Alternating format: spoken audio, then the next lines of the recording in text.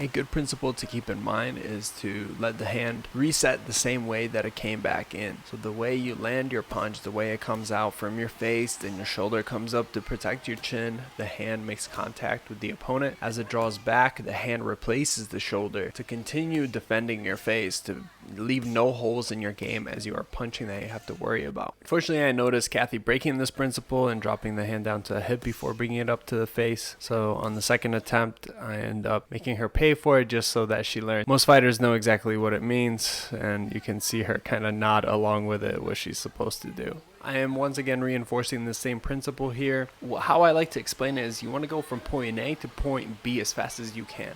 Right? You don't want to take any detours to point C on the way in or on the way back. So you want to go A to B, B to A. You don't want to go to A to B, then drop it down to C, and then come back to A, because between those two checkpoints is when the counters open up. Here, Kathy begins to look really, really sharp with that split combination.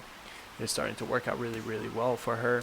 So as soon as that happens, we mix in the next layer. The next layer is for her to be able to go underneath and angle at the same time. So let's say the opponent doesn't throw a lot of jabs, they throw a lot of hooks. We have to be ready for that as well. What I'm seeing, another pattern, is that Kathy's shoulder is lagging behind. So her body's coming in, her legs are driving the punch, but the shoulder is delayed. So even though the body's coming forward, the punch is coming a millisecond after. To a very skilled boxer, that is a tell. You want to be able to drive the punch with the body. The opponent's eye is going to have a really hard time seeing the punch coming when there's no delay in action. Trust me, I understand there's a lot to take on, especially at once when you're worrying about your offense, how to attack properly, how to position your feet properly, how to move properly, attack and defend the right way. But that is why I'm breaking these videos up as much as I can into different lessons, into different sections of the lesson, is that you can focus on one point, rep it out, do it over and over again, come back to the next lesson, the next section